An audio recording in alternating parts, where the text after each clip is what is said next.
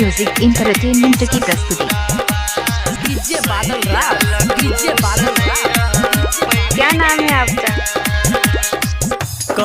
के तू प्यार गे केला खेलवार गे योरबा के ना तू भूल भी गे जान।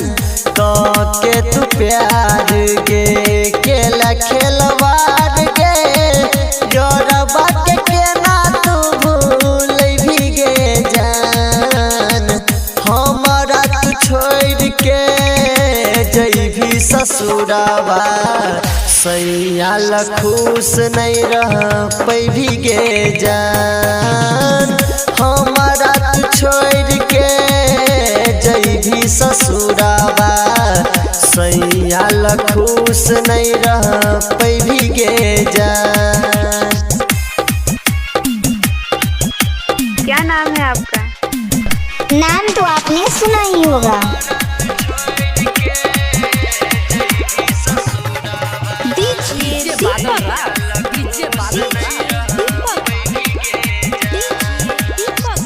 कहै छियो हम गे साचे बतिया ससुरा में है तो तोरा बड़ा दुर्गतिया।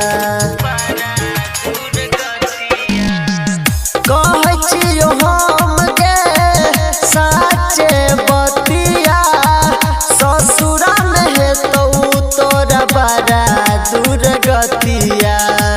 झूठो के कसम खैला सनम गे आँखिया से लोर खूबे बहै भी गे जान। हमारा तू छोड़ के जैभी ससुराबा सैयाल खुश नहीं रह पैभी गे जान। हमारा तू छोड़ के जैभी ससुराबा सैयाल खुश नहीं रह पैभी गे जान।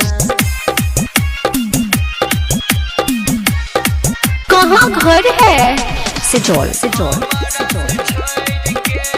बजरंग टोल सिजौल। डीजे बादल राज, डीजे बादल राज। डोलिया में बैठ के ससुरा तू जैभी अपन दुखरा तू के करा सुनैभी।